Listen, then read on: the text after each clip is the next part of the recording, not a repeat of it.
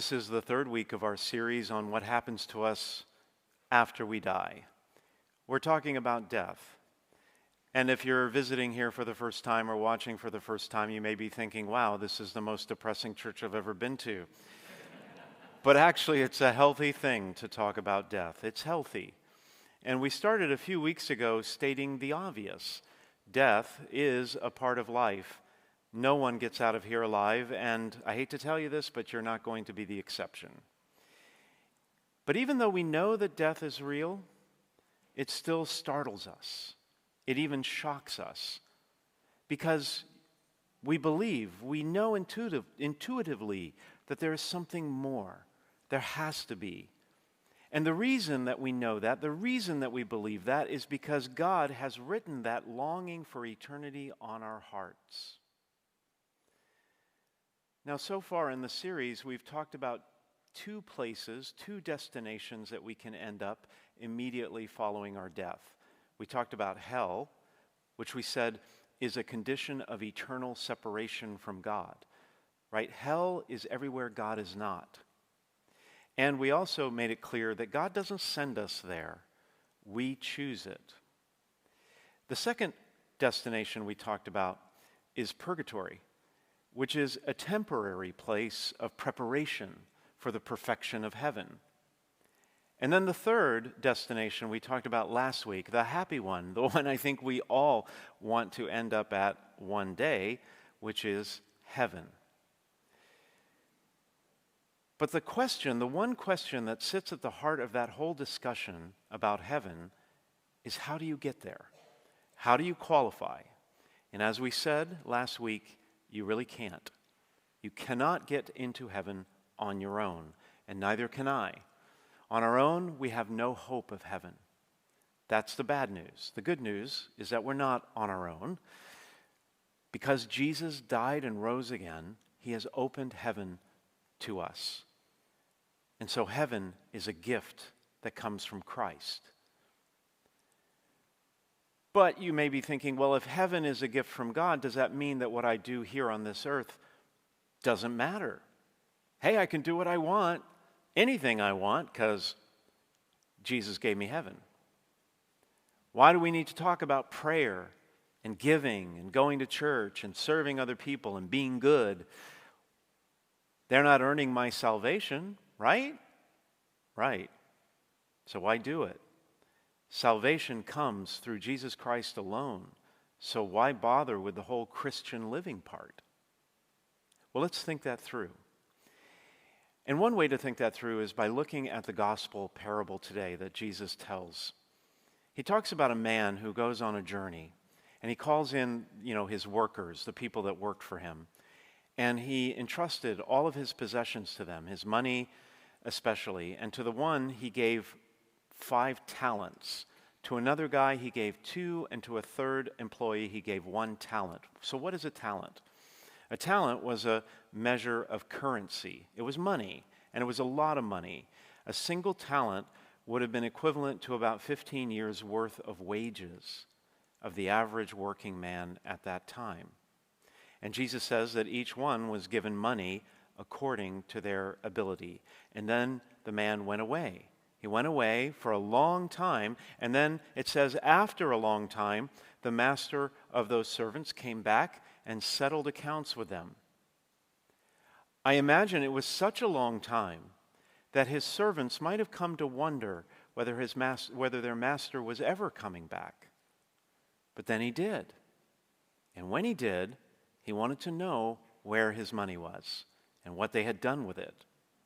2 of the servants invested the funds, and the master was pleased. But the third guy, the one with the 1 talent, is brought in.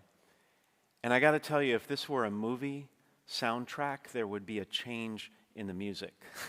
And it would sound kind of ominous. Maybe the Jaws theme. Because this guy didn't do anything with the money. He didn't do anything. He didn't invest it. He didn't put it in the bank. All he did was bury it in the ground. And his boss was furious. He ended up telling him, "You are a wicked and lazy servant." I sure hope Jesus never calls me that. Because wicked and lazy is a bad combination. And things just went downhill from there. Suffice it to say that the third guy was cast out into the utter darkness, meaning, well, hell. So I think that there are several lessons here when it comes to what to expect after death. God has entrusted us, each of us, with some of his resources. He's given us natural abilities. He's given us certain skills that we're good at, some spiritual gifts. To all of us, he has given some financial resources. And to all of us, he has given some measure of time. You could call all of those things talents. And like in the parable, they are not distributed equally. Some people have more money than other people. Some people have more intelligence than others. Some people have more musical ability than others, and so on. They are distributed unequally. But in the end, it's not so much a matter of how much you've been given as it is what you do with what you've been given. And one day, like in the parable, there will be an accounting, and you and I will be asked to give an account of what we have been given. And I can tell you right now what's on the final exam. 2 questions. What did you do with what I gave you? And how did you serve my kingdom with it? Yes, salvation is a gift from God through Christ. There's nothing you can do to earn heaven. But that doesn't mean that what you do here on this earth is unimportant. It's critically important, as the parable shows us. Everything in my life and in your life, our effort, our work, our attempts, to be good people, to live virtuously, to follow the commandments, to pray and to give and to serve other people, all those things we try to do are still necessary because they are ways in which we grow more and more into the character of Christ. And as we said last week, character is formed and strengthened through these good things that we try to do in this life. And your character is what determines where you go after you die. Because your character determines where you want to be, where you're prepared to be at the end of your life. So all of our lives, we're either hurting or helping ourselves on the way to heaven. And it makes sense then to make the best possible investment in your future that you can in this life. And I believe the greatest investment that you can make with your money, in particular, is right here in this local church. Because we are effectively connecting people to God and helping them to live in the light of eternity. As a church, we are making an eternal difference together in people's lives. Their eternal destinies are changing because of the work of this church. We're helping people grow closer to Christ and deeper to Christ, and that helps determine where they will go after they die. So it's the most important work that can be done anywhere. Because of your investment in this parish, for example, we are building a firm foundation of faith for children of all ages, from our Jesus Jam program on Sunday mornings for kids 3 and up, which has packed the 9 a.m. Mass with young families. You should come sometime. To our Spark program for middle school students, to our Ignite program for confirmation students. We are making Jesus matter in the lives of many kids in our parish. We are helping them to grow in their faith, and we are passing on the faith to the next generation. Because of your investment, close to 1,000 people every week come here to Mass or join us online to worship and develop a relationship with Jesus. And that will make an eternal difference in their lives. There are so many people in our parish, like you, who have made a great impact by what you have done and the financial support you have provided. And I just want to show you a video today of 3 people who inspired me. These are just a small number of people compared to all of you who have made such a difference, but we couldn't highlight all of you. So we're highlighting 3 people. So please take a look at this video. Since our church was founded in the mid-1950s, with each successive generation, the congregation of St. Hilary has worked hard to build up the church and pass the baton to the next generation. We are the beneficiaries, both spiritually and materially, of the effort of all those who have gone before us. There are many, many people who have made great contributions in our parish.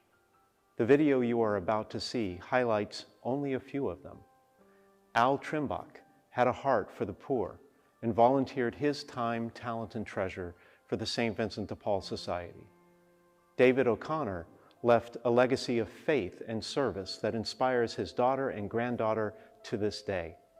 Sharon Lewis has devoted the better part of her life to providing educational opportunities for disadvantaged children.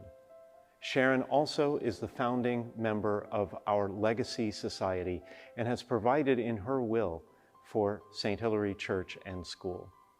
3 great people who left a lasting impact on this community.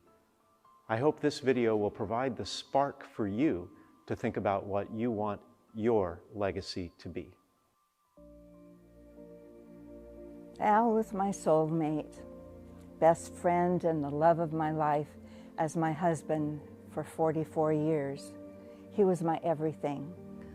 I thank God every day for Al's blessing in my life. Al lived his faith by action. He used to say he prayed with his feet. He grew up in a family that set an example and prioritized bringing light into someone else's life. Then he spent the last 20 years of his life being active in the St. Hilary Outreach Program, namely St. Vincent de Paul. He was drawn to St. Vincent de Paul's philosophy in advocating the rights and dignity of all. St. Vincent de Paul's primary purpose is to bring the love and peace of Christ to those who are suffering. But Al's religion was very important to him, and he wanted Jesus to be the reason. Well, David was my father. David was one of the most humble, kind, generous people I had ever known. And it was as I got much older, because he didn't pass until I was 59, that I really understood where that came from his incredibly rough upbringing, very poor, in a very rural area. David was, of course, my grandfather. When he walked into a room and when he spoke, commanded the room every single time. This community nurtured him in a way that he said no other parish had in his whole life. So he kept getting more and more involved. There was just no better idea to really honor him than to have a scholarship here at St. Hilary. So there is, in fact, in place the David O'Connor Scholarship Fund, and it is set up specifically for children who are not in what we'll call the normal Marin socioeconomic status. I think his overarching love for his faith and his relationship with God inspired me to have such a deeper faith and a relationship with God, and feeling such a part of the community here at St. Hilary.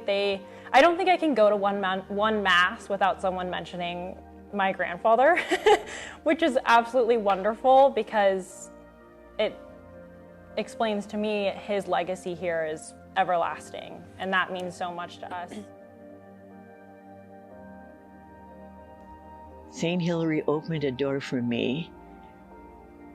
Number one, because I was always in corporate situations. So I didn't have time to really communicate or I did really well, but it opened a door in that I was with normal people, that you could discuss something other than corporate. I latched on it very quickly. It doesn't take me a whole lot of time to feel how I'm feeling about something, or, oh, this is not for me. And people just approached me that changed my life, basically.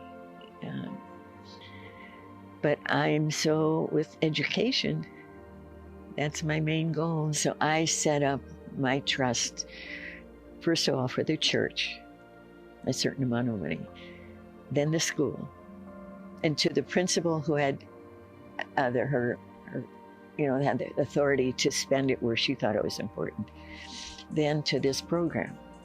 And the program has got a stipulation that if it doesn't go to those children, it goes back to the trust.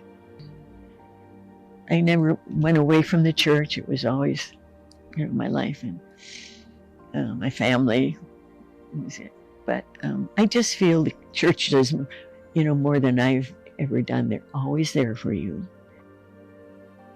St. Hilary Church is as great as it is because parishioners have made consistent efforts over time to make it that way. In good times and in bad, they have donated sacrificially to keep our offertory robust and to build a church hall, a school, a gym, and the hall that we enjoy today. They built up the St. Vincent de Paul ministry and passed the faith on to their children and grandchildren, many of whom continue to attend today. They made our school the envy of the Archdiocese and created scholarship funds so that those who struggle financially can still offer their children the gift of a Catholic education. The spirit and legacy of these pioneers remain with us still. As you prepare for the Thanksgiving holiday, I hope you will take the time to thank God for your many blessings, including the blessing of this church, and that you will pray about what you can contribute to St. Hilary in this coming calendar year. Also, if God has blessed you with the means to make a legacy gift through your will and estate planning, please check the box on the stewardship card to get more information about what that could look like. Because what we do now in this life matters, but it also matters in eternity. God bless you. Today we are asking you to do two things. First, we are asking you to make your mark on this parish like those in the video by making a spiritual commitment of faith with your money for the coming year 2024. Second, we are asking you to consider not just your current level of giving, but whether you are also able to leave a legacy gift to this parish once you pass from this world to the next. I'm sure you know that you cannot take your money with you, but you can leave a lasting financial legacy that helps God's kingdom here on earth. Many of you have worked a lifetime to create a legacy in your own family. Well, on a spiritual level, we're hoping to do the same thing here so that future generations may reap the spiritual benefits and rewards of our cherished Catholic faith. So in addition to making a faith commitment of how much you will give this parish in the coming year, 2024, we are asking you to consider leaving a legacy gift to this parish through your will and estate planning. And in case you're a young person here today in your 20s, 30s, or 40s, you are never too young to get your affairs in order. Last week, we gave you faith commitment cards to take home. If you didn't get one, there are cards in the pews. You will see a section on the faith commitment card to indicate what your current level of giving in 2024 will be. We want you to fill in that section on the card. You will also see a special section on leaving a legacy gift or learning more about leaving a legacy gift. A legacy gift is a donation that you make through your last will and testament. It's a gift that's given after you die. We want you to fill out that section on the card also, even if it's just to get more information. Now, if you've already prayed over your financial commitment and have completed the card, please put it in the collection basket when it comes by today. We'll also give you a few moments now after this homily to fill out the card.